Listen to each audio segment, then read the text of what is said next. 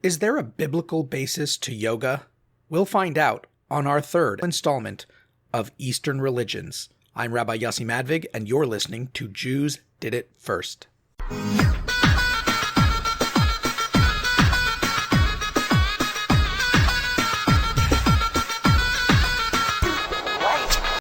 All right, I'm back and better than ever, and I've done a couple of episodes on Eastern religions and the starting of it. Just to kind of recap very briefly, I spoke about how there is a tradition in Judaism that Abraham, when he sent his descendants, as described, I believe in Genesis 25, he sends his descendants out into the east, and these are sons of his second wife, whose name was Keturah, but according to Jewish tradition, that was Hagar, the handmaid of Abraham, who gave birth to Ishmael, the founder of the Arab nations. And he had other children with her. He remarried her later on. And these children were sent to the east, it says, and he gave them gifts. And Jewish tradition tells us that he gave them special names of God and ways of communing with spirituality, but from a not as holy origin, from what's called klipa, sort of the husk that surrounds godliness. So it wasn't this direct godly connection, but it was a spiritual connection through the veil of creation. And so we've gone through over the last couple of Eastern religion episodes the similarities that I believe can be traced back to the teachings of Abraham and his descendants that they shared with those in the East, such as in India and China and the like.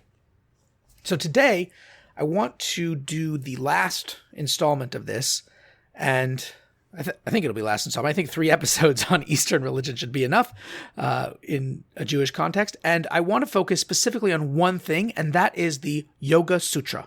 So I don't want to talk about so much the positions and all that kind of stuff that you get into with yoga. That's not really the point.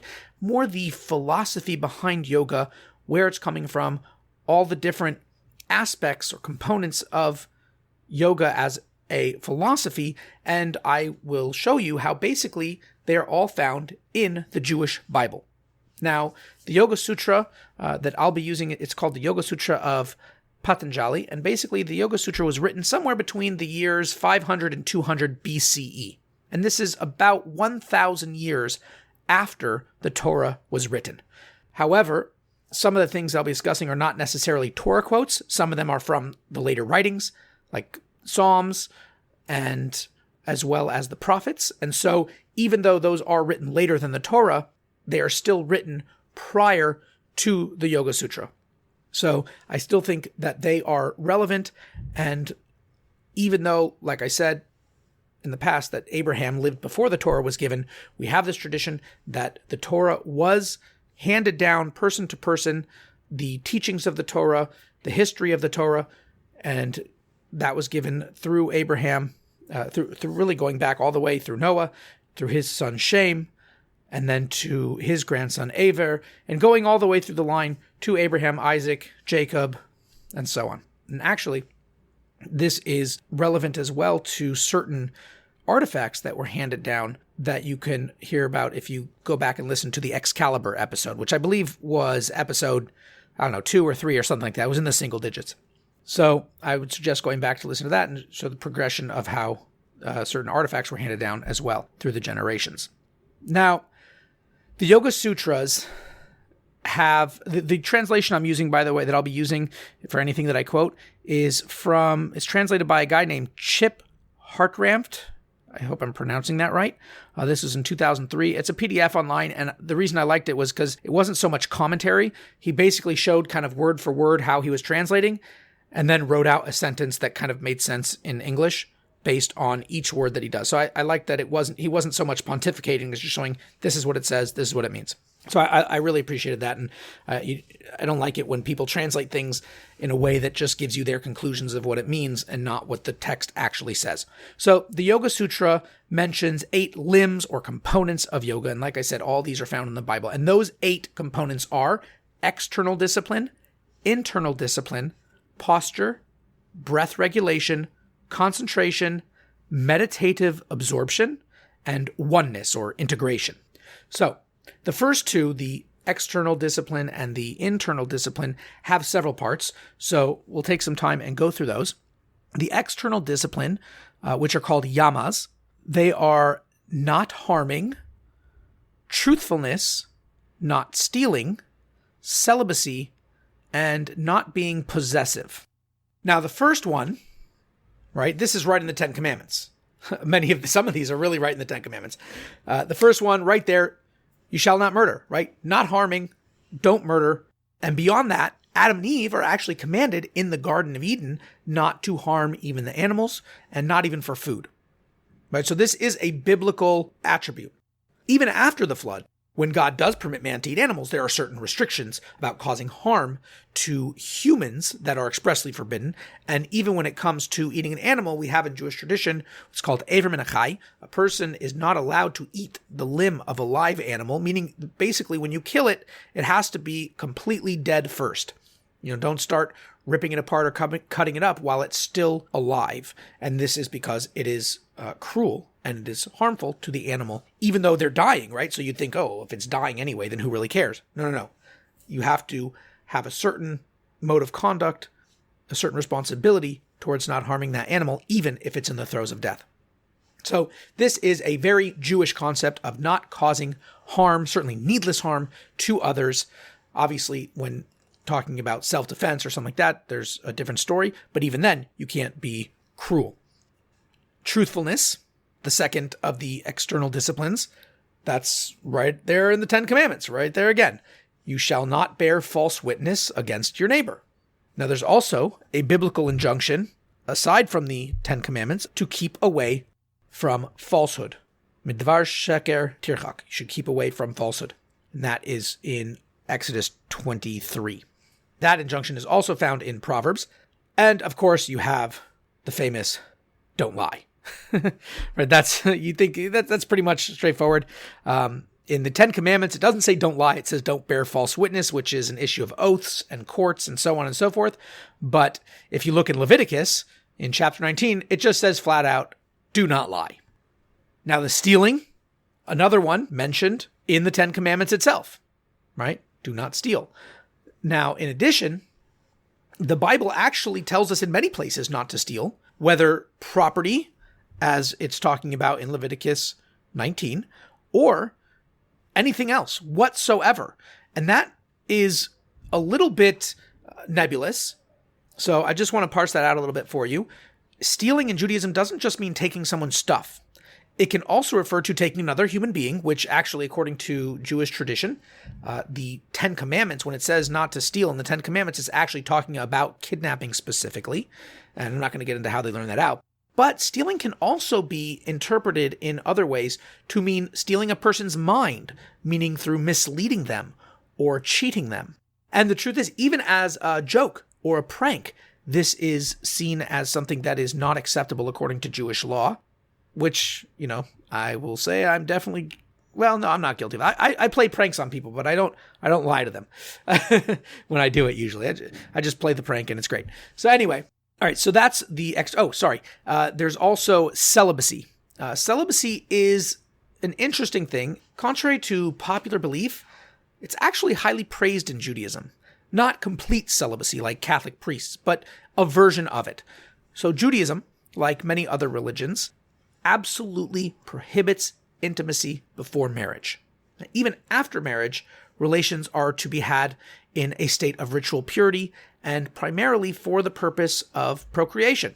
It doesn't mean that has to be the only thing, but it just means you shouldn't be, as it says in the Talmud, a husband should not come to his wife like a chicken in the hen house or something like this. We're not animals, we're human beings, and we have to conduct ourselves as such.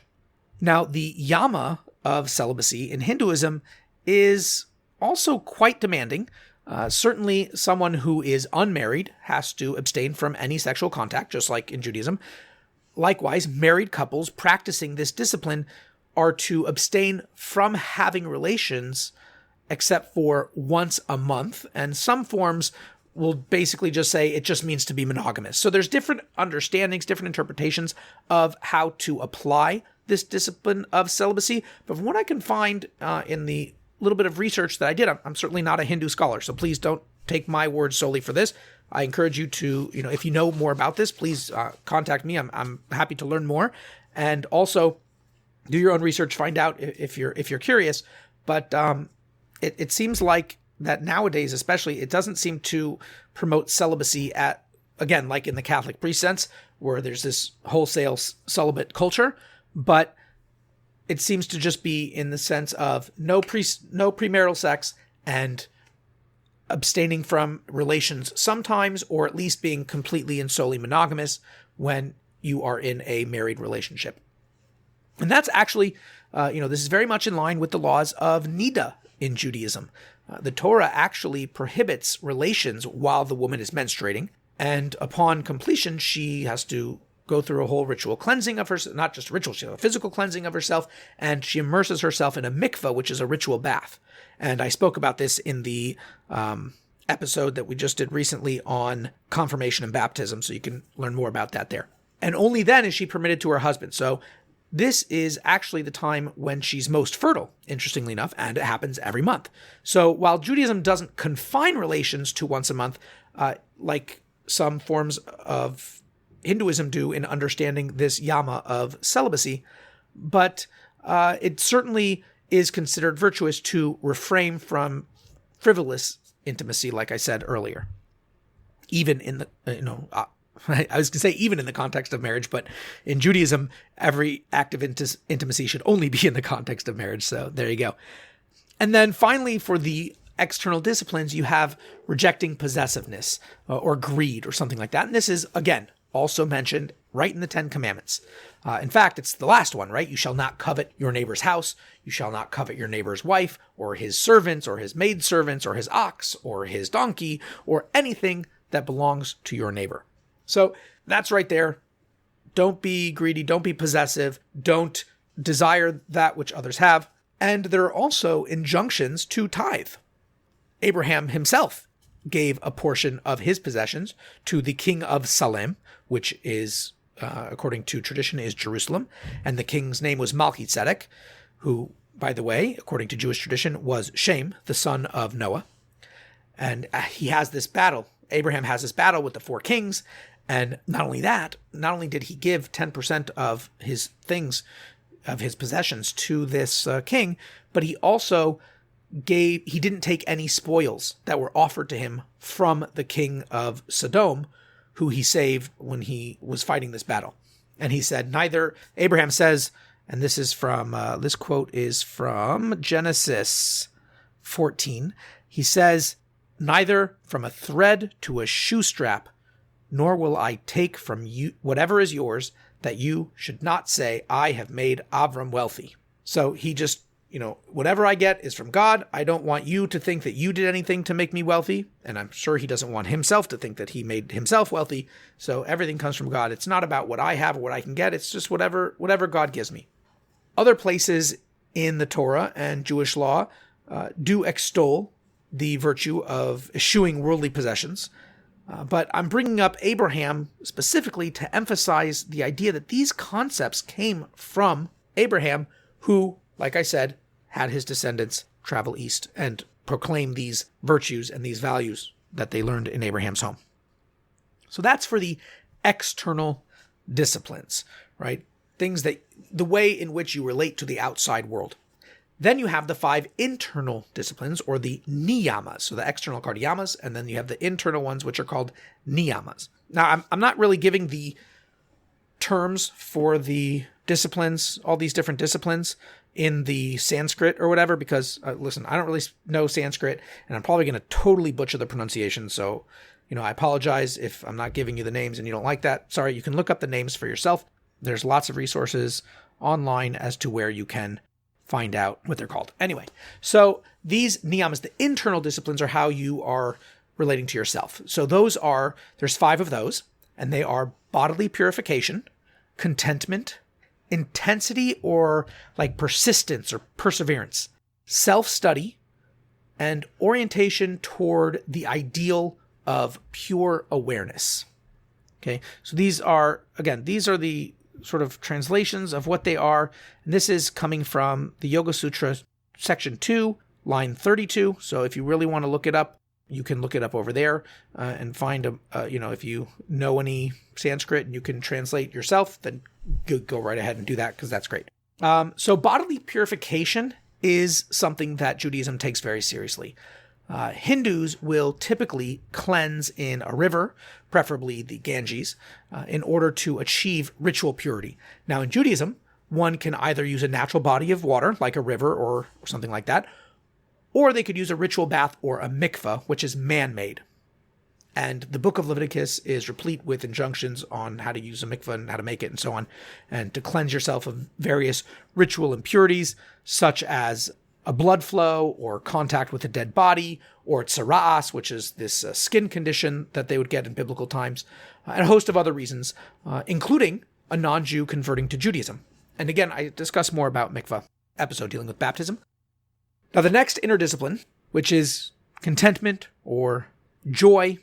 Now, we all know that Judaism loves to argue. We love the back and forth. And, of course, we complain. We're a stiff-necked people. I mean, the Talmud is really just a whole string of arguments that go on for hundreds of years, actually. But the reality is that Judaism places a lot of emphasis on contentment and joy. Anger is something to be minimized for sure, if not altogether obliterated. The 12th century authority Maimonides, or the Rambam, he writes that one who becomes angry is as though that person has worshipped idols. So that's the 12th century. Now going back to the 2nd century, I believe, or the 3rd century, CE, you have Rabbi Shimon ben Lakish, and he says in the Talmud that any person who becomes angry, if he is a Torah scholar, his wisdom departs from him. And if he is a prophet, his prophecy departs from him. And now we go all the way back to the Torah itself, which, like I said, was written in the 13th century BCE. And it's talking about Jacob. So this is happening, even I think about 400 years before that event, the event of giving of the Torah. So the Torah itself, it describes Jacob chastising his sons, Shimon and Levi, for the anger that they displayed against the people of Shechem. So if you're unfamiliar with this story, I'll just give a very quick recap. Basically, the king of Shechem, or his son really, takes Dinah, who's Jacob's daughter, and he abducts her, and he forcibly marries her. It's a family program, right? And so Shimon and Levi, who are two of her brothers, are obviously quite upset about this, and they say, okay, sure, you can, marry our daughters and so on and so forth, but that's only if everyone becomes circumcised. So if you all circumcise yourself, and then we'll allow it. So they say, great, sure, we'll do it. And they make a proclamation in the entire area that's like a city. He's a king, but back then I guess it was more like little tiny provinces, right? So everyone in the province, they circumcise themselves, and while they're all kind of reeling in pain, while all the men are reeling in pain from this circumcision, Shimon and Levi go in, and the two of them just completely obliterate everyone. They kill everyone, and it's a big mess, and they get Dinah back. So Jacob was very upset about this. It was it was a bad thing that they did, and he chastised them for it. So that is just avoiding anger, right? But what about contentment itself, right? The actual joy. You can turn away from, not being angry, but what about actually being happy, being content? So the 1st century sage, Ben Zoma, he says, who is wealthy, one who is content with his portion. Who is rich, someone who is happy with his portion. But that's the 1st century. So that's already after the Yoga Sutras have been written. Well, King David in Psalm 100 tells us, Ivdu es Hashem b'simcha, serve God with joy. And his son, King Solomon, tells us that a content heart makes a cheerful countenance. He that is of a good heart has a continual feast. So that's going into the writings. So this is a few hundred years before the sutras. And even the Torah itself enjoins us to serve Hashem with love and joy and contentment. And you can see this in Deuteronomy chapter 6, as well as in Deuteronomy chapter 28. And these are just a few examples. Judaism is about, you have to be happy, you have to serve God with joy. You can't be, a big stick in the mud, as they say. So moving on to the next one, this intensity or persistence. Now, this is probably the quintessential Jewish trait. I mean, a brief look at Jewish history shows that our mere existence is a testament to that. But where did it come from? So, going all the way back to our patriarchs, Abraham, Isaac, Jacob, Abraham, Isaac, and Jacob, it's clear that this attribute has very deep roots. So to start with Abraham, he was tested 10 times, according to the Mishnah, and according to some commentaries, some are actually only mentioned in the Midrash, but many say that all of them are mentioned in the Torah. So what are those 10 times? Well, the ones that are mentioned just in the Midrash, those are, he was hiding in a cave for the first 13 years of his life. He spent 10 years in prison and being thrown into a fire for his belief in God. So these are some that are just mentioned in the Midrash that some count as the 10 tests of Abraham. But others, like the Rambam, who we mentioned earlier, he actually gives a pure biblical listing. So according to him, the list reads like this: his 10 trials where he really persevered and had this persistence and intensity of loving and serving God. Number 1 is God tells him to leave his homeland to be a stranger in the land of Canaan. That's a big deal. And he does it. He's 75 years old, picks up everything from everything he's ever known, and he goes wandering to serve God. Number 2, immediately after his arrival in the promised land, he encounters a famine. Number 3, the Egyptians seize his wife Sarah and bring her to Pharaoh. 4, Abraham faces incredible odds in the battle of the 4 and 5 kings that we spoke about earlier. 5, he marries Hagar after not being able to have children with Sarah. He wants to have children. He's had this wife. He and his wife can't have any children for a decade. God tells him to circumcise himself when he's 99 years old, right? God tells him to send Hagar away after having a child with her, right? They couldn't have children. So he gets this Hagar lady. They finally have a child. And then God tells her to send them away. His son Ishmael becomes estranged from him. They really don't have too much contact. And then finally God tells him to sacrifice Isaac on the altar. So this is, these are tremendous, tremendous tests that Avram had to go through. And this is the founding of our nation. Isaac himself also had to persevere and keep the faith, as it were. He was persecuted by the Philistines. He was bound as a human sacrifice, right? The last trial of Abraham was a trial of Isaac as well. And he was separated from his son Jacob for 36 years, right? Jacob had to run away because he stole the birthright from Esau, and Esau wanted to kill him, and so he ran away to Laban, and he was a shepherd there for many years, and then he finally came back. Jacob himself, he had a lot to deal with. He had to run away from home, like I just said, for fear of his brother murdering him. He had to work day and night for his father-in-law, Laban, for 14 years. He had his life threatened by Laban, and his daughter and son were taken from him. Remember, I mentioned Dinah, who was captured by Shechem, and then his son Joseph was sold into slavery to Egypt, and he thought he was dead. So there is a Jewish idiom that says, Maisa avos siman labanim. Everything that occurred to our patriarchs are an omen or a portent for the children of Israel. This is the inheritance that the Jewish people have. And through it all, we stand tall, we face the world, and offer hope and love in Hashem, in God. Now, the other self-niyama, the inner discipline, is studying the self, right? Hinduism teaches that by studying yourself, you come closer to the divine. And Judaism believes very much in self-study to ensure you're always on the right path that God has set forth. 3 times a day, we pray to God, we recount our transgressions. It's not enough to ask for forgiveness, but to actually confess the sins. And this allows us to reflect on our behavior and our speech and our thoughts in order to rectify them and do better in the future. Now, while this is codified into Jewish law in around the 12th century, certainly by the Rambam, it was actually the actual practice was instituted by the Anshe Knesset HaGadola, which are the men of the Great Assembly, and that's around the 5th century BCE, just before Hinduism officially hits the world stage, and kind of just right before these sutras are being written, maybe about a century before these yoga sutras are being written. And before that, in the Bible itself, the idea of reflecting on past deeds and rectifying your future behavior is all over the Bible. It's all over the Tanakh, from the 5 books of Moses all the way through the prophets. I mean, it could be said that the main objective of the prophets is to get the Jewish people to reflect on their past actions and make them better. And finally, the most, metaphysical of these inner disciplines is the idea of this awareness or consciousness. So the Hindu, I will give the Hindu one for this. It's called Isvara, and it's, again, like this awareness or something like this. And the sutra says like this. It says, this is from section 2, line 45. And it says, through orientation toward the ideal of pure awareness, one can achieve integration.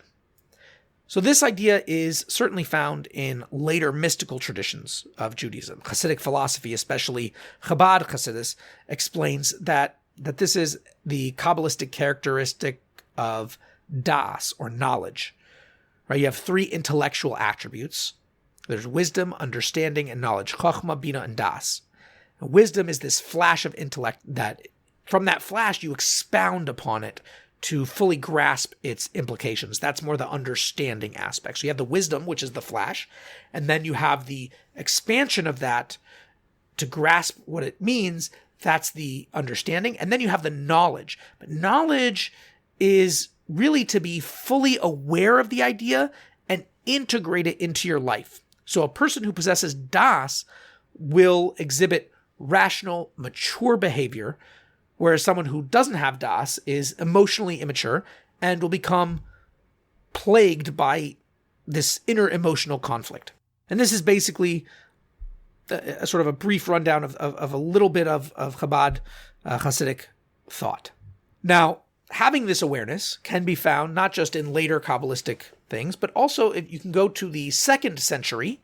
Now, this is after the Yoga Sutras, but I'm just kind of working backwards, where it says everything you do should be for the sake of heaven.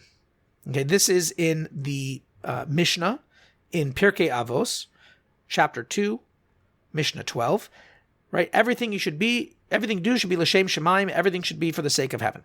But there's even a similar thought earlier than that, which is half a millennium before the sutra, where King Solomon enjoins us to know Hashem in all of your ways. Know him, b'chol darchecha deyehu, know him in all your ways. That is found in Proverbs, chapter 3.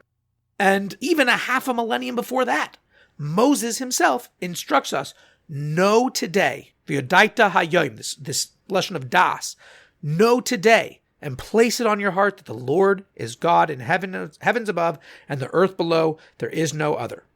So Judaism taught its adherents 1,000 years before the sutra the importance of integrating divine awareness into our lives. So I think what I'll do is, it's running late, so what I think I'll do is I'm going to hold there. I guess I really wanted this to be the last Eastern religion, but perhaps what I'll do, perhaps what I'll do is I'll do another one commenting on these. I think I already did an episode on reincarnation, if I'm not mistaken. Maybe I should double check that. I think in my first Eastern religion episode, I covered some things like meditation and stuff like that. But I'm going to go back. I'm going to give that a listen. And anything that I didn't cover there, I'll make into a 4th episode because, like I said, there are issues. There are disciplines here that these components of the Yoga Sutra, like posture and breath regulation and concentration and so on, and this oneness or integration that I really didn't touch upon here, and I would like to do that, but I think that right now it's already been, about a half an hour, and I think we should hold it there. And I think that we've had a good amount of Torah learning going on, of different ideas and concepts that are brought in Torah and ways to integrate them in your life. And so I'm not going to have a specific Devar Torah today. So I will leave you with that, with the fact that these concepts that we tend to think of as Eastern and mystical and, what's the word I'm looking for? This Eastern mysticism are really found right in our own backyard. So if you're Jewish and you've been contemplating these Eastern religions because you feel, that there's so much more truth or beauty or depth in these concepts in, say, Hinduism or Buddhism, I really encourage you, find your local synagogue, preferably a Chabad house, and look up the rabbi and say, hey, I would love, these are the ideas that I am interested in, and I want to know how to incorporate them in a Jewish life. Because believe me, you don't need to go searching for these other things. I'm not saying, if you're not Jewish, I'm not saying there's not a lot of truth and beauty to be found in these other religions. But if you are Jewish, I will leave you with this. How about? There's a story. Instead of a Devar Torah, I'll tell you a story. Story time with Rabbi Yossi, right? The story is like this, that there was once a man, and he was a woodcutter, and he was very poor, and he had a dream. And in his dream, Eliyahu Hanavi, Elijah the prophet, comes to him and tells him to go to such and such a town under a bridge, and there he'll find a treasure in the ground. So the guy's, okay, whatever. It's kind of a silly dream. It's just a dream. I'm not going to pay attention. Well, the next night, he has the same exact dream. He says, okay, I kind of been thinking about it. Whatever. It's just a dream. After the third night, he had the same exact dream. He says, you know what? Tells his wife, honey, I'm packing my bags. I'm going to this town to go look for the treasure. He goes to the town, and he finds the bridge, and he starts digging. After a little while, someone comes up to him and says, hey, buddy, what are you doing? He says, nothing. What do you want? He says, no, it's straight. You're digging. What's going on? Tell me. I'm not going to bother you. I'm curious. So he says, tell you the truth, it's going to sound crazy, but I had a dream, and I had it 3 times, and it told me to come here and dig, and I would find a treasure. So I'm here digging. What can I say? I know it sounds silly, but that's what it is. So the man laughs. He says, you're right. He says, you're right. That is silly. I mean, I had a dream that told me to go to, Yopitz, whatever, some town, and I should look in the house of a woodcutter and find a treasure under his oven. But that's ridiculous. Why would I? It's still a stupid dream. Why would I go do that? He just keeps laughing, walks away, says, good luck, buddy.